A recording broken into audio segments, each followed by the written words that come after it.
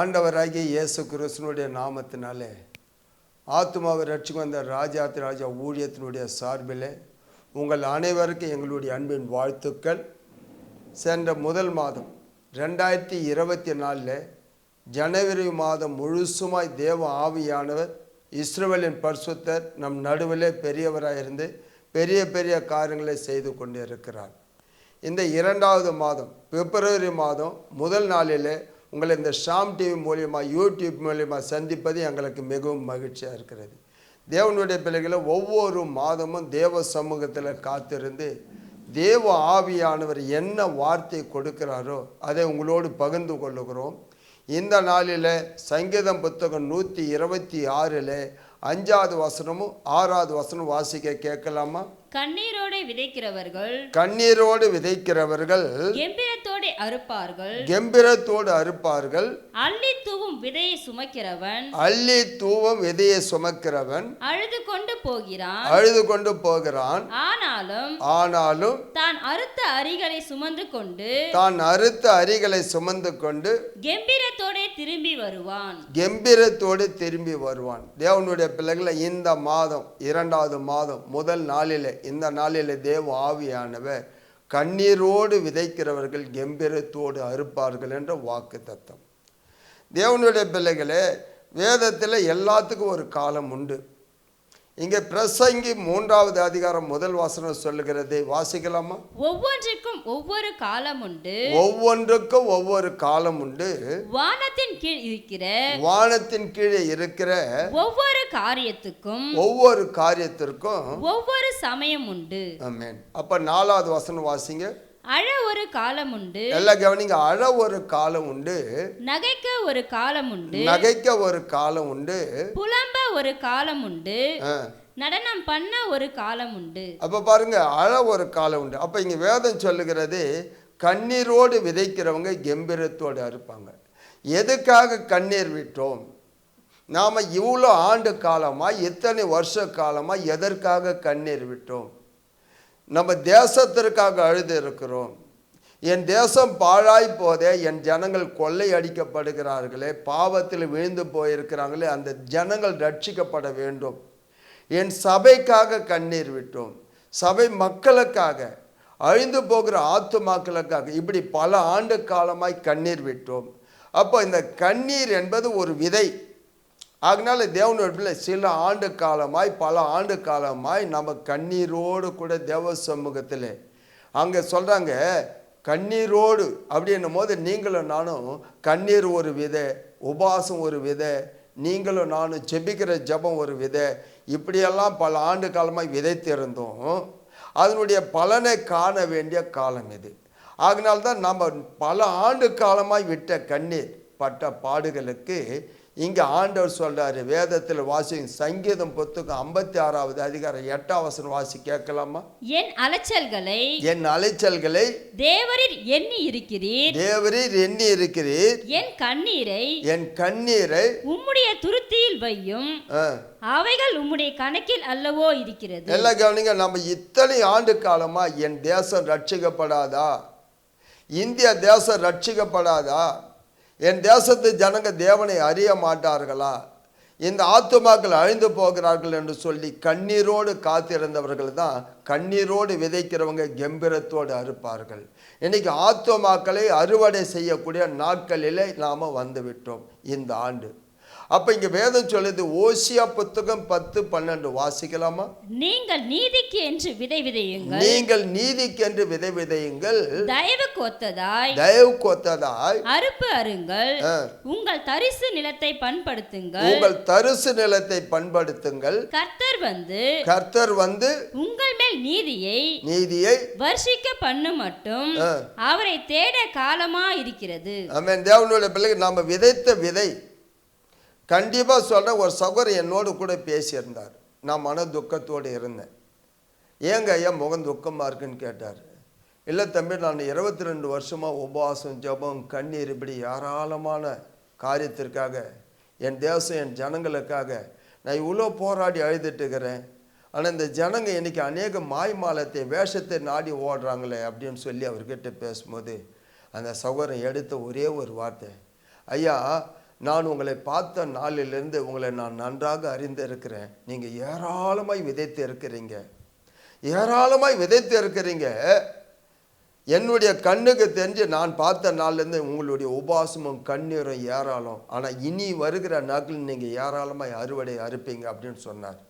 உண்மையில் அந்த மகனுடைய வார்த்தை என் இருதயத்தை தேற்றினது. அப்போ நீதிமொழிகள் 11வது அதிகாரம் 18ஆம் வசனம் வாசிக்க கேட்கலாமா?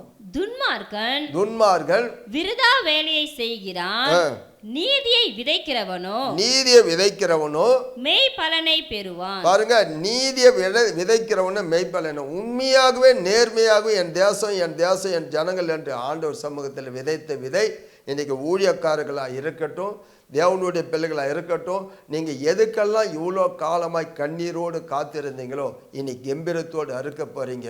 உங்கள் சபையும் சரி, உங்களுடைய வாழ்க்கையும் சரி, நீங்கள் விதைத்த விதை ஒன்று கூட வீணாய் போகாது. ஏன்னா மனுஷன் எதை விதைக்கிறான்னு அதை தான் அறுப்பான். அப்போ இங்கே நீதிக்கென்று விதைத்த விதைச்சு. அப்போ மனுஷன் கலாத்தியர் 6:7 வாசித்து பார்க்கலாமா? மோசம் போகாதிருங்கள், தேவன் தம்மை பரியாசம் பண்ண ஒட்டார், மனுஷன் எதை விதைக்கிறானோ அதையே அறுப்பான். யோசித்து பாருங்க தேவனுடைய பிள்ளைகளே, நல்லா யோசித்து. உலகத்தில் ஒரு பழமொழி சொல்லுவாங்க, தினையை விதைக்கிறவன் தினையை அறுப்பான், வினையை விதைக்கிறவன் வினையை அறுப்பானா. அப்போ மனுஷனாக இருக்கிற நானும் சரி நீங்களும் சரி, ஊழியக்காரனாக இருக்கிற நீங்களும் சரி நானும் சரி, எதை விதைக்கிறோமோ அதை அறுப்போம். ஒபதியாவில் 15ஆம் வசனம் வாசிக்கலாமா? எல்லா ஜாதிகளுக்கும் விரோதமான நாளாகிய கர்த்தருடைய நாள், எல்லா ஜாதிகளுக்கும் விரோதமான நாளாகிய கர்த்தருடைய நாள் சமீபமாய் வந்திருக்கிறது. நீ செய்தபடியே உனக்கும் செய்யப்படும். உன் செய்கையின் பலன் உன் தலையின் மேல் திரும்பும். அப்ப தேவனுடைய பிள்ளைகளை, ஒரு மனுஷன் எதை விதைக்கிறானோ அதை தான் அறுப்பான். அப்போ நானும் நீங்களும் சரி, கிரியைக்கு தக்க பலன், அதாவது செய்கைக்கு தக்க பலன். அப்போ இன்னைக்கு வேதம் சொல்லுது, ஏசாயா 33வது அதிகாரம் 1வது வசனம் வாசிக்கலாமா? கொள்ளையிடப்படாதிருந்தும் கொள்ளையிடுகிறவனும் துரோகம் பண்ணாதிருக்கிறவர்களுக்கு துரோகம் பண்ணுகிறவனுமாகிய உனக்கு ஐயோ. நீ கொள்ளையிட்டு முடிந்த பின்பு கொள்ளையிடப்படுவாய். நல்லா கவனிங்க, நீ கொள்ளையிட்டு முடிந்த பின்பு கொள்ளையிடப்படுவாய். நீ துரோகம் பண்ணி தீர்ந்த பின்பு உனக்கு துரோகம் பண்ணுவார்கள்.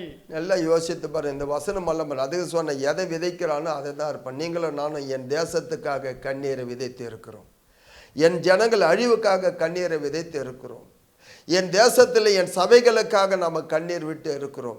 இனி கேட்குற என் தேவனுடைய பிள்ளைகளை, உண்மையாகவே ஆத்மா பாரம் உள்ளவங்களுக்கு, தேசத்திற்காக பாரம் உள்ளவங்களுக்கு இந்த காலம், இந்த 2வது மாதத்திலிருந்து நம்ம வாழ்க்கையில் கொள்ளையான ஆத்துமாக்களை அறுவடை செய்ய போகிறோம், களஞ்சத்தில் சேர்க்க போகிறோம். கொலேசியர் 3ஆம் அதிகாரம் 25ஆம் வசனம் வாசிக்கலாமா? அநியாயம் செய்கிறவன் தான் செய்த அநியாயத்துக்கு ஏற்ற பலனை அடைவான். பாருங்க, அநியாயம் செய்கிறவன் தான் செய்த ஏற்ற பலனை அடைவான். பட்சபாதமே இல்லைங்க. தேவன் நீதி உள்ள நியாயாதிபதிங்க.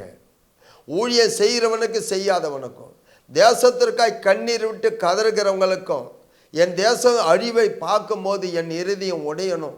எரேமியா சொல்ல, என் தலை தண்ணீர் என் கண்கள் கண்ணீருமாய் மாறினான் நலமாய் இருக்கும் என்று.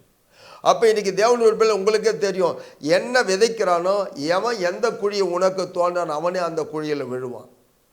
ஆனால் நீங்களும் நானும் இத்தனை காலமாய் காத்திருந்தோம். ஐயோ, என் தேசத்தில் ஒரு எழுப்புதல் வராதா, ஒரு மாறுதல் வராதா, என் ஜனங்க ரட்சிக்கப்பட மாட்டாங்களா, என் சபையில் ஒரு எழுப்புதல் வராதான்னு நாம் உபவாசித்து ஜபம் பண்ணி ஆண்டவர் சமூகத்தில் கண்ணீர் விட்டு கதறி கொண்டு இருந்தோம். ஆண்டவர் இந்த வருஷம் நமக்கு சொல்கிறார், கம்பீரத்தோடு. அந்த விதையை தூவும் போது ரொம்ப துக்கத்தோடு கஷ்டப்பட்டு, ஆனால் அவன் அவ்வளோ பிரயாசப்பட்டு அந்த விதையை தூவுறான். ஆனால் அவன் திருப்பி அடுக்கும்போது அந்த அரிக்கட்டுகளை சுமந்து வந்து இறுதியும் களி கூறுமா. ஆகினால தேவனுடைய பிள்ளை, இன்றைக்கி நீங்கள் நீங்களும் நானும் தேவனுடைய பிள்ளை, வேதத்தில் நீங்கள் எஸ்தர் புத்தகத்தில் வாசித்து பாருங்கள், 6ஆம் அதிகாரம் 4ஆம் வசனம். ஆமான் என்று ஒரு சகோதரன் பார்த்தீங்கன்னா மோர்தெகாய்க்கு தூக்கு மரத்தை வைக்கிறான். அவன் மோர்தெகாய்க்கு தான் செஞ்சான், ஆனால் அந்த தூக்கு மரத்தில் அவனே தொங்கினான். அதனால தான் அந்த மனுஷன் எதை விதைக்கிறான்னு அதை அறுப்பான். அவன் செய்கைக்கு தக்க பலன். நீங்களும் நானும் தேசத்திற்காக கண்ணீரை விட்டு இருக்கிறோம். அது விதையாய் நம்ம செலுத்தி இருக்கிறோம், உபாசித்து இருக்கிறோம், ஆண்டவர் சமூகத்தில் ஜெபம் பண்ணி இருக்கிறோம், பல வருஷமாய் காத்து கொண்டு இருக்கிறோம். இந்த வருஷம் கண்டிப்பாக அந்த நீதியின் பலனை நமக்கு தருவார். நம்ம இருதயம் களி கூறும், நம்ம இருதயம் சந்தோஷப்படும். ஆத்துமாக்கள் சபையிலையும் ஆத்துமாக்கள் கொள்ளைக்குள்ளையாக சேர்க்கிறது நம்ம கண்கள் பார்க்கும், ஆச்சரியமாக இருக்கும். ஆகினால் விவரிக்க முடியாத எண்ணி முடியாத அதிசயங்களை தேவன் செய்வார். ஆகினால் ஒன்று மட்டும் சொல்கிறேன், நீங்கள் இத்தனை வருஷமாக ஒரு வேளை சோர்ந்து போயிருக்கலாம், ஆனால் இந்த 2ஆம் மாதத்தில் சொல்கிறேன், உங்கள் கண்ணீர் எல்லாவற்றையும் ஆண்டவர் கணக்கு வைத்து இருக்கிறார், துருத்தியில் கணக்கு வைத்து இருக்கிறார். ஒரே ஒரு சொட்டு கூட வீண் போகாது. எல்லாத்துக்கும் நீங்கள் கம்பீரத்தோடு அறுக்க போகிறீங்க. அதனுடைய பலனை உங்கள் குடும்பம் பார்க்க போது, அதனுடைய பலனை உங்கள் வாழ்க்கையில் நீங்கள் இந்த மாதம் பார்க்க போகிறீங்க. கண்களை மூடி ஜெபிக்கலாமா? மகா இரக்கமும் கிருபை நிறைந்தவரே, நேற்றும் இன்றும் என்றுமே மாறாமல் இருக்கிறவரே, ஆண்டவராகி இயேசு கிறிஸ்துனுடைய அதிகாரமுள்ள நாமத்தினாலே ஆத்துமாவை ரட்சிக்கு வந்த ராஜாத்து ராஜனே, இந்த முதல் மாதம் முடிந்து 2வது மாதம் முதல் நாளில் நாங்கள் ஆண்டு உங்கள் பிள்ளைங்க. ஆண்டவரை எப்போ என் தேசத்துக்கு மாறுதல் வரும், என் சபையில் எப்பொழுது எழுப்பல் வரும், என் தேசத்தில் எப்போ என் ஜனங்கள் ரட்சிக்கப்படுவார்கள், என் தேசத்தில் ஆண்டவர் என் ஜனங்கள் கண்ணு எப்போ திறக்கப்படும் என்று நாங்கள் பல ஆண்டு காலமாக விட்ட கண்ணீர், பல ஆண்டு காலமாய் காத்திருந்த உபாசத்தோடு ஜபத்தோடு ஆண்டவர் இந்த மாதம் நீங்கள் சொன்னீங்க, கண்ணீரோடு விதைக்கிறவன் கம்பீரத்தோடு அறுப்பான்னு சொன்னீங்க. ஆண்டவர் நாங்கள் விதைத்தது எல்லாம் இனி கம்பீரத்தோடு அறுக்கிறோம், அதை களஞ்சியத்தில் சேர்க்கிறோம், பரலோக ராஜ்யத்துக்குள்ளே கொண்டு வந்து சேர்க்க நீர் எங்களை உம்முடைய ஸ்தானாதிபதிகளாய் உம்முடைய பிள்ளைகளை எங்களாய்.